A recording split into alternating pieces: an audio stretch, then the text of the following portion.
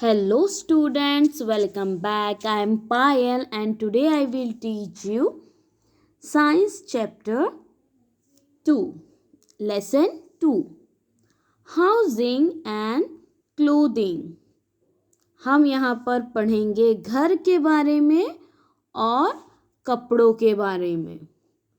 In Unit 1, Food, Shelter and Clothes.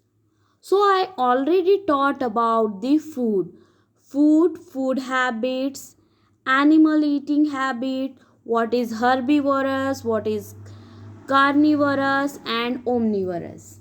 Food chain about I already taught students. If you not see the video, so should watch and study about the first lesson about food habits.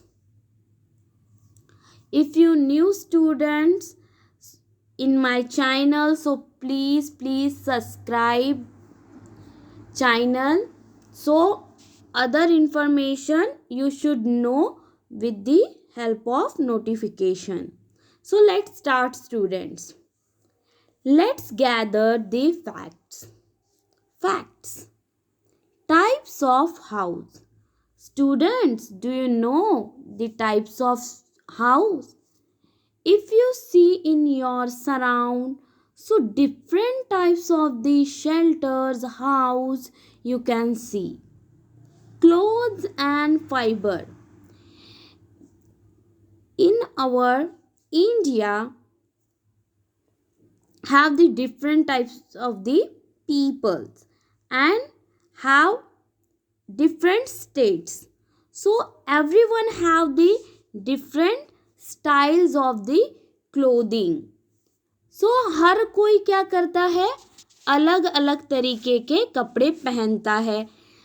And different types of the clothes fibers also available in markets like wool fabric, cotton fabric, nylon, synthetic, silk, different types of the fabric also available. So today we know about only on that topic. Which one? So see students. Type of house, neat and tidy house, clothes and fiber and seasonal clothes. So about this topic today we study. We all need a house to give us a shelter. हमें सभी को घर की ज़रूरत होती है. Need means ज़रूरत. Shelter यानी कि हमें एक छत की ज़रूरत पड़ती है. House protect us from heat, cold, rain, wild animal and thieves. Even animal too need a shelter to protect them. हमें किस लिए घर की ज़रूरत पड़ती है?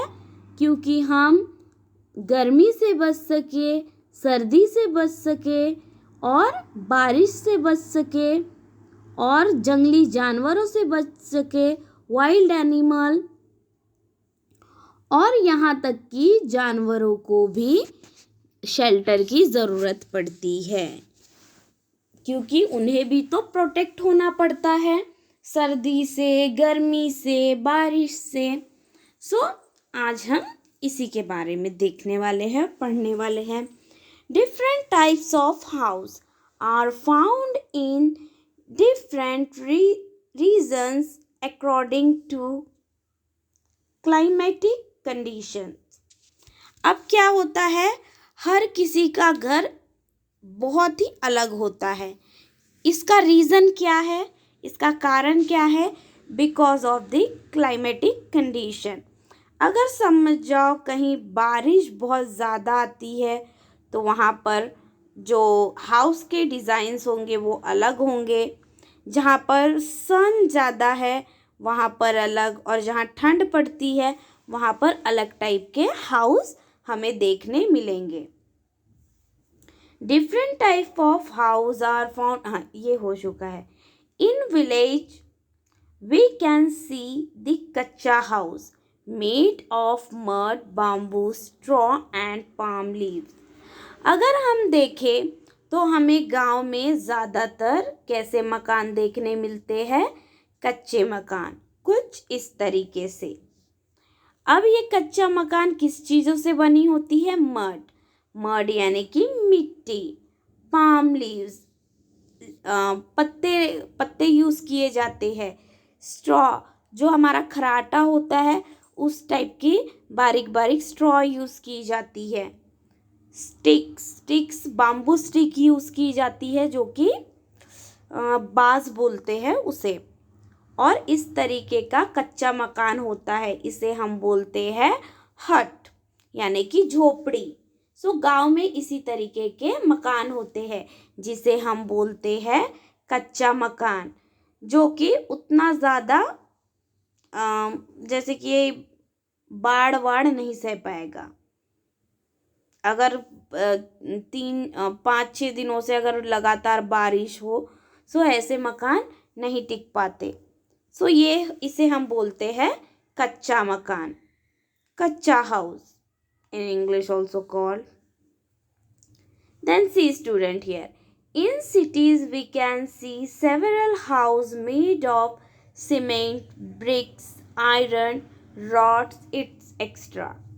They are pakka house. These houses are strong and long lasting. So यहाँ पर क्या बोला जा रहा है? इसे हम बोलते हैं पक्का हाउस. पक्का हाउस ज़्यादातर कहाँ देखने मिलते हैं हमें? सिटीज़ में. सिटीज़ में हमें पक्का हाउस देखने मिलते हैं. और ये किस किस चीज़ों से बनी होती है? सीमेंट, ब्रिक्स यानी कि ये ईट, वुड लकड़ियाँ, टाइल्स यूज़ करते हैं, आयरन रॉड्स यूज़ करते हैं और इससे बनता है पक्का मकान. और ये क्या होता है? बहुत ही लॉन्ग लास्टिंग होता है, यानी कि 70 साल, 80 साल, 100 साल, ऐसे ये सालों साल चलते रहता है पक्का हाउस, और इसे ही हम पक्का हाउस बोलते हैं. Next students, in a place where there heavy rainfall and the ground is damp, people build house slightly above the ground on wooden poles. Such houses are called stilted house, bamboo sticks, wooden planks. So ये जहाँ पर बहुत ज़्यादा बारिश आती है वहाँ पर क्या करते हैं? घर को थोड़ा सा ऊपर की तरफ बनाते हैं. किससे? बाम्बू से और वुडन से यानी कि लकड़ी से. इस तरीके के घर बनाए जाते हैं, इस तरीके के. Then next, in polar region, so जहाँ पर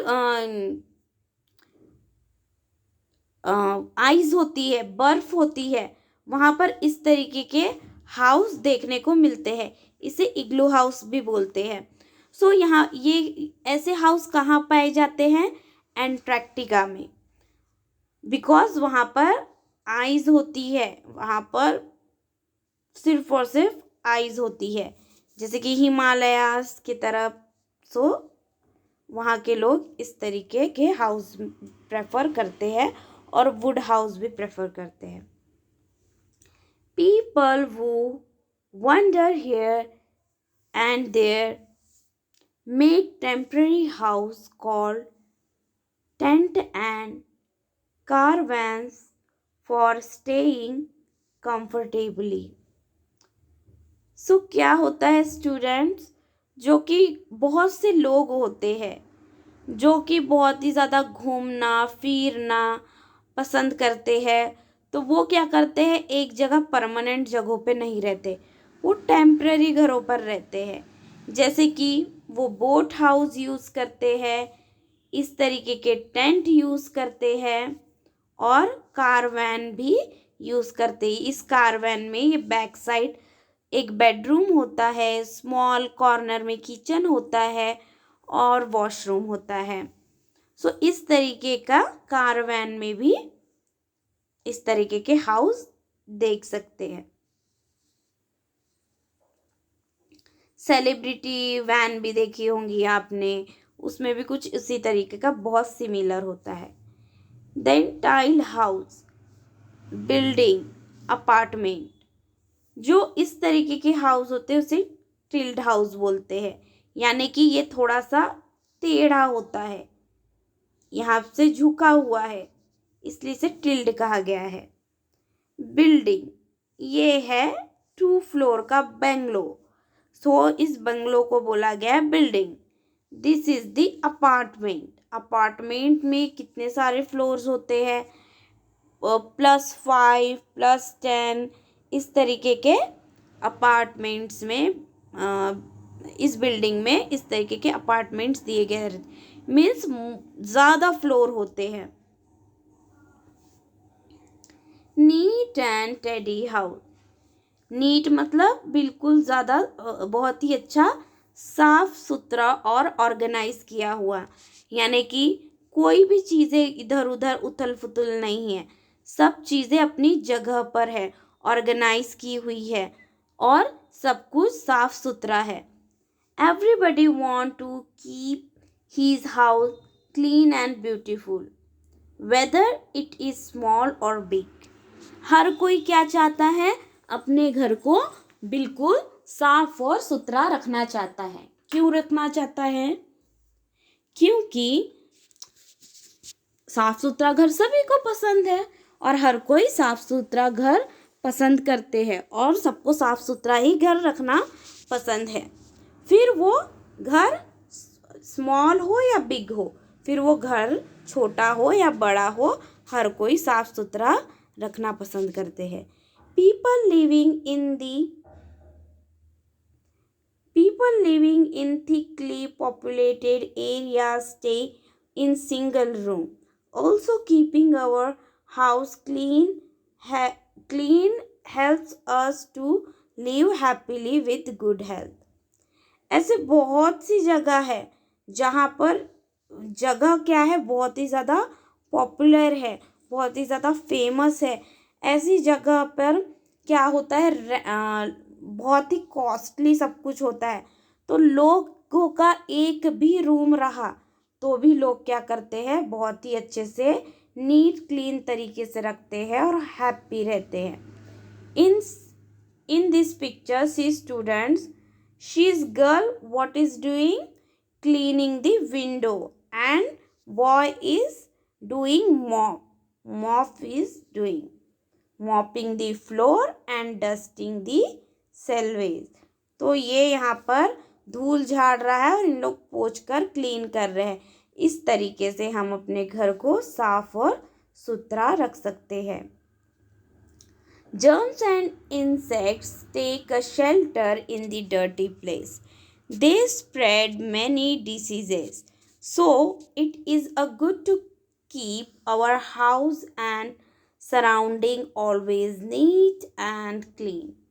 So, क्या होता है, जो जर्म्स होते हैं यानी कि जीव जंतु होते हैं, इंसेक्ट्स होते हैं, इंसेक्ट्स यानी कि जैसे कि मकड़ी,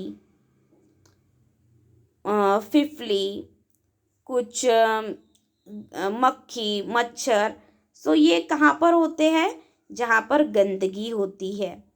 और इसी गंदगी से क्या होता है, स्प्रेड यानी फैलना, डिसीजेज यानी बीमारी, तो बीमारियाँ फैलती है। सो इससे अच्छा तो यही है कि हम अपने घर के आजू बाजू भी साफ सफाई रखें और घर को भी साफ सुथरा रखें, neat and clean. Some of the factors that keep our house steady and clean. A house should have the windows to allow the plenty of fresh air and sunlight. The doors and windows should face each other so that the air can pass freely. अब ये क्या बोल रहे हैं, कुछ और भी तरीके हैं घर को साफ सुथरा रखने से। जैसे अगर कोई रूम बंद रहे तो उससे बहुत ही बुरी स्मेल आती है। सो हम क्या कर सकते हैं, हमें खिड़की को सुबह के टाइम खुला रखना चाहिए। क्यों? क्योंकि सुबह बहुत ही ताज़ी हवा आती है और सनलाइट भी आती है, सूरज की रोशनी भी आती है। सूरज की रोशनी हमारे घर पर आना बहुत ज़्यादा ज़रूरी है। इससे क्या होते हैं, सूरज की रोशनी आने से हमारे घर में जो भी बैक्टीरियाज होते हैं, गंदी सी स्मेल आती है, वो सब कुछ चली जाती है और घर के अंदर हवा आने से घर में बहुत ही अच्छा फ्रेश लगता है, एक कूल इन्वायरमेंट हमें मिलता है। We get fresh air from the plant. और अगर आपके घर के आजू बाजू प्लांट्स है तो आपको खिड़की खुली ही रखना चाहिए और नेचुरल हवा हमें लेनी चाहिए, हमें ठंडी ठंडी नेचुरल हवा मिलेगी। सो खिड़की सुबह के टाइम पे खुली रखनी चाहिए। Then open areas like balconies, verandas and terrace allow fresh air and sunlight freely. अब जो लोग सेकेंड फ्लोर पे रहते हैं, थर्ड फ्लोर पे रहते हैं, तो उनके लिए सबसे अच्छा क्या है, बालकनी में बहुत ही अच्छी फ्रेश हवा आती है और लाइट भी आती है। तो ये तो बहुत अच्छा है कि अपने वरांडाज यानी कि जो हमारा खुला एरिया होता है उसमें भी फ्रेश हवा आती है और हमें फ्रेश हवा लेनी चाहिए। सो यहाँ इस पिक्चर में इन लोग क्या कर रहे हैं, अपनी बालकनी में बाहर निकलकर फ्रेश हवा ले रहे हैं। To stop the entry of mosquitoes and insect, doors and windows should be fitted with wire mice. Garbage and waste materials should be thrown into the dustbin. The dustbin should be covered with a lid. अब students, अब हमारे घर में हर किसी के घर में क्या है, डस्टबिन है। ओके, डस्टबिन के ऊपर क्या होता है, मक्खियाँ झूमती है, मच्छर झूमते हैं और बारीक बारीक कीड़े झूमते हैं। अब ये उसके ऊपर क्यों मंडराते हैं, क्योंकि जर्म्स को तो गंदी ही चीज़ें पसंद है। तो हमें इन सब से बचने के लिए, बारीक बारीक मच्छर, मक्खी और कीड़ों से बचने के लिए क्या करना चाहिए, हमें एक जाली लगानी चाहिए। कहाँ पर, हमारे दरवाजे में भी लगानी चाहिए और खिड़की में, जिससे हम खिड़की खोलेंगे तब भी क्या होगी, एयर आएंगी ही, क्योंकि वहाँ पर जाली अवेलेबल होंगी। डोर में नेटेड डोर होगा और इस तरीके से विंडो में भी अवेलेबल होगा। हमें झाड़ू लगाना चाहिए जिससे हमारा रूम नीट और क्लीन रहे। और हमें डस्टबिन किस तरीके का यूज़ करना चाहिए, जिसमें लीड हो, लीड यानी कि ढक्कन हो। हमें हमारे डस्टबिन में ढक्कन रहना ज़रूरी है, क्योंकि उसी के ऊपर जो कीड़े हैं वो मंडराते हैं और गंदगी फैलाते हैं और इसी तरीके से जर्म्स हमारे घर पर आते हैं। We should mop the floor daily. We should often use phenyl और डेटॉल किल द जर्म्स।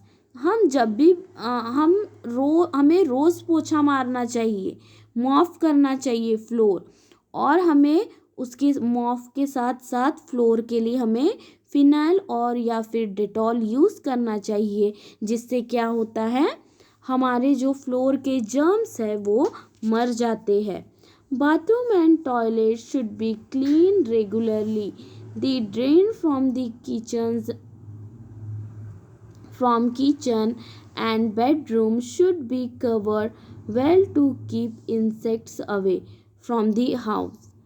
हमें क्या करना चाहिए, हमारा बाथरूम और टॉयलेट हमें क्लीन रखना चाहिए और हमारे जो भी किचन हो, बाथरूम हो, उसे क्या करना चाहिए, अच्छे से कवर्ड करना चाहिए, वेल टू कीप इंसेक्ट, जिसमें हमारे इंसेक्ट्स ना आ सके। जैसे कि कई बार क्या होता है, कॉकरोच निकल आते हैं, खिड़की से कुछ इंसेक्ट्स आते हैं, तो वो हमें हमारे रूम तक ना आए, हमें इस बात का ध्यान रखना चाहिए, किचन में भी और बाथरूम में भी। It is better to keep things it is better to keep things we use a right place, otherwise we may lose time and energy in searching the things। हमें क्या करना चाहिए, हमें हमेशा अपनी चीज़ों को जगहों पर रखना चाहिए। अगर हम जगहों पर नहीं रखेंगे तो हमें उसे दोबारा ढूंढने में हमारा टाइम भी बर्बाद होगा और हमारी जो एनर्जी है, शक्ति है, वो भी वेस्ट होंगी। If we follow this the house look neat and tidy and we need not waste time looking for the objects.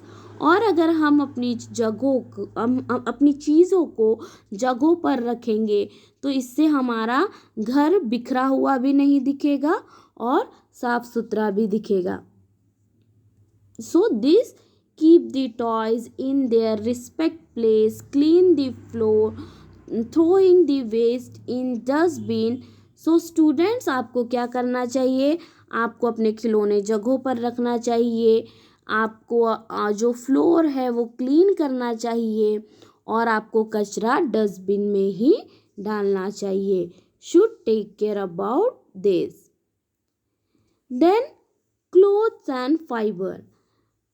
Clothes यानी कि कपड़े, फाइबर्स यानी भी कपड़े।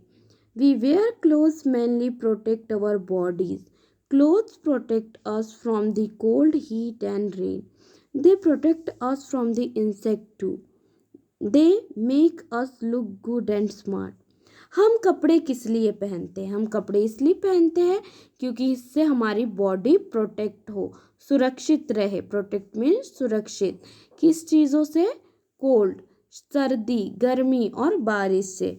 इससे क्या होता है, हमें कोई इंसेक्ट, कीड़े मकोड़े भी नहीं काट पाते, हम उससे भी सुरक्षित रहते हैं और ये हमें बहुत सुंदर भी दिखाता है, यानी लुक स्मार्ट। समर, विंटर और रेनी सीजन।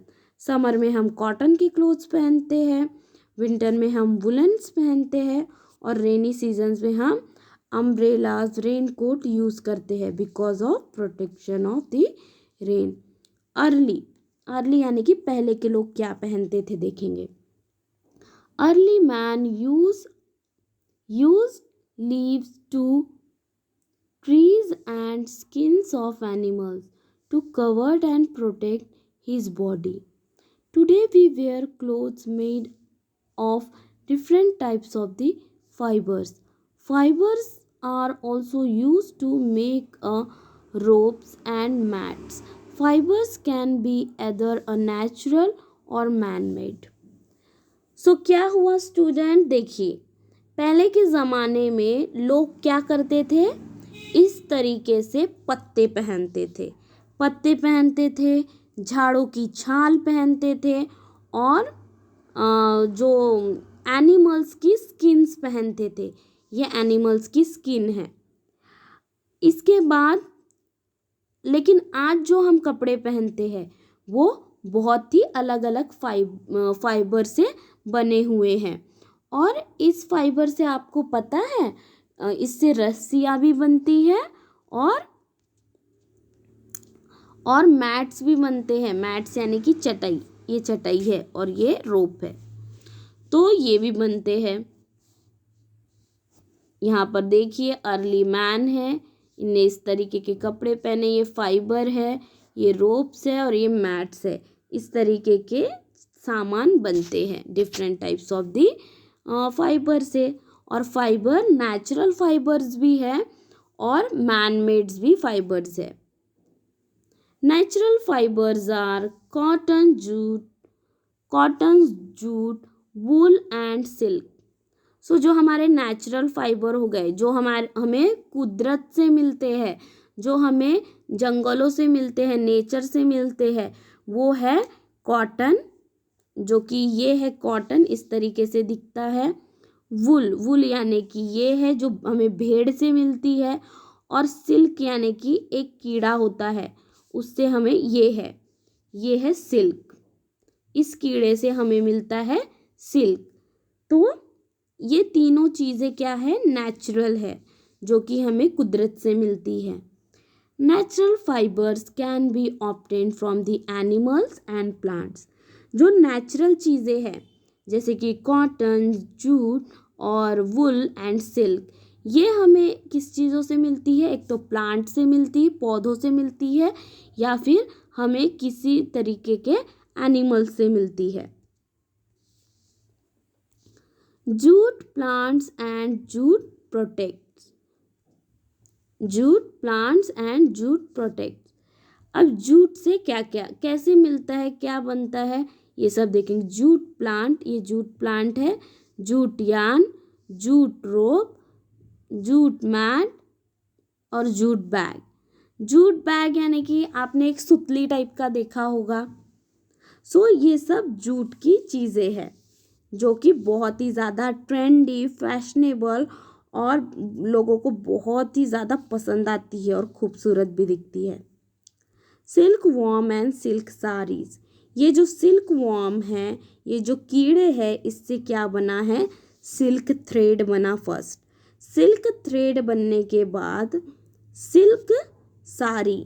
सिल्क साड़ी बहुत ही ज़्यादा अच्छी दिखती है, सुंदर दिखती है, पहनने में बहुत ही ज़्यादा सॉफ्ट होती है। लेकिन इसका एक गंदा कड़वा सच है कि वो कीड़ों को मार कर बनती है। सो हमें सिल्क साड़ी को अवॉइड करना चाहिए, क्योंकि ये कीड़ों को जान से मार कर बनाते हैं, इसलिए हमें सिल्क साड़ी, सिल्क की चीज़ें अवॉइड करनी चाहिए। और ये बहुत ही ज़्यादा कॉस्टली भी होते हैं, यानी कि महंगे होते हैं। Nylon, rayon, terricot, polyester, man-made fiber, they are nice to look at. Nylon rope, nylon T shirt और पॉलिस्टर कर्टन यानी कि पर्दे। सो ये क्या है, नायलॉन, रेयॉन, टेरिकॉट, पॉलिस्टर, ये सब क्या है, ये मैन मेड है, यानी कि इंसानों का बनाया हुआ है। केमिकल्स दुनिया भर के रिसर्च करके उन्होंने ये सब कुछ बनाए हैं, इतने टाइप के फैब्रिक। और ये फैब्रिक दिखने में भी काफ़ी अच्छे दिखते हैं, शाइनी दिखते हैं, लेकिन पहनने में उतने कंफर्टेबल नहीं लगते as compare to cotton. Seasonal clothes. अब सीजनल क्लोथ्स क्या होते हैं, सीजनल क्लोथ्स यानी कि जैसे कि सपोज हमने समर में पहना कॉटन के फैब्रिक, विंटर में हमने पहना, ठंड में हमने पहने वुलन क्लोथ्स पहने, और रेनी में भी हम ज़्यादातर गर्म कपड़े ही पहनते हैं। सो इन्हें ही हम कहते हैं सीजनल क्लोथ्स। यहाँ पे देखिए वुलन क्लोथ्स हम क्या करते हैं, ये सब हम गर्मी में पहनते हैं। हैट हम गर्मी में पहनते हैं, कॉटन की शर्ट पहनते हैं, शॉर्ट्स फ्रॉक्स पहनते हैं, कॉटन का रुमाल यूज़ करते हैं। सो कॉटन क्लोथ्स हम समर में रेफर करते हैं। देन है वुलन क्लोथ्स। वुलन क्लोथ्स यहाँ पे बच्चे ने स्वेटर पहना है, सॉक्स है, टोपी है, मफलर है। सो ये सब हम वुलन क्लोथ्स कब यूज़ करते हैं, विंटर में, जो कि ठंड से हमें प्रोटेक्ट करता है। अब आता है रेनी सीज़न। रेनी सीज़न में raincoat, umbrella, jacket and gum boots, इसे लंबे जूतों को बोला जाता है गम बूट्स, ये सब हम यूज़ करते हैं कब, रेनी सीज़न में, प्रोटेक्ट टू रेन।